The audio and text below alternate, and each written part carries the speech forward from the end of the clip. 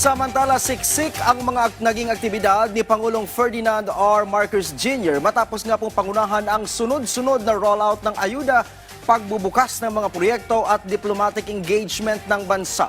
Ang buong linggo ng Pangulo ating pong balikan sa ulat ni Kenneth Pasyente.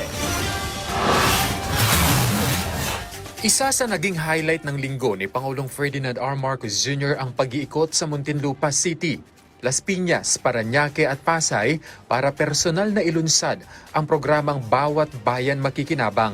Layo ng programa na magbigay ng direktang tulong sa mga pamilyang nangangailangan sa pamamagitan ng rice assistance at iba pang suporta mula sa pamahalaan. Sa Muntinlupa, mahigit 30,000 pamilya ang target na makinabang habang may educational assistance ding ipinamahagi sa piling scholars.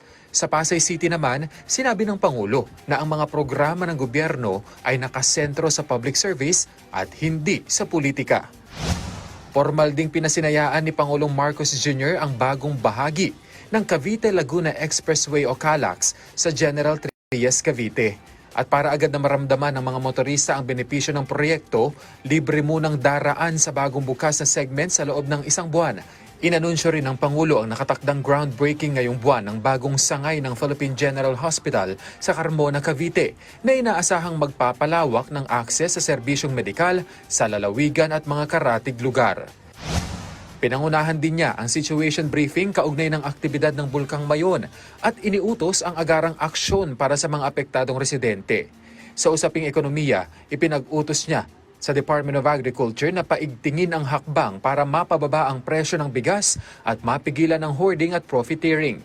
Mahigit 43 bilyong piso rin ang inilabas ng pamahalaan para sa social protection programs, kabilang ang ayuda, feeding programs, pension at livelihood assistance para sa vulnerable sectors. At sa pagtatapos ng linggo, nagtungo si Pangulong Marcos Jr. sa Cebu para pangunahan ang 48th ASEAN Summit and related meetings bilang ASEAN Chair ngayong taon. Dito pinangunahan ng Presidente ang trilateral talks ng Cambodia at Thailand kaugnay ng border concerns ng dalawang bansa. Ayon sa Pangulo, panahon na para sa kapayapaan at kooperasyon sa rehiyon.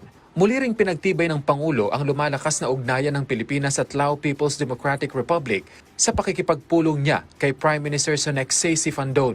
Tinalakay ng dalawang lider ang mga usapin kaugnay ng high-level exchanges, kooperasyon laban sa transnational crime, kalakalan at ugnayang pang-ekonomiya, pati na technical at development cooperation. Sa bilateral meeting kasama si Vietnamese Prime Minister Lee Min Hong, nagkasundo ang dalawang lider na bumuo ng pangmatagalang rice trade mechanism na layuning matiyak ang stable na supply at mapalakas ang food security cooperation sa pagitan ng dalawang bansa.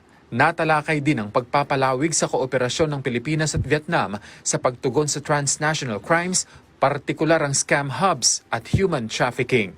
Kenneth Pasyente, para sa Pambansang TV, sa Bagong Pilipinas.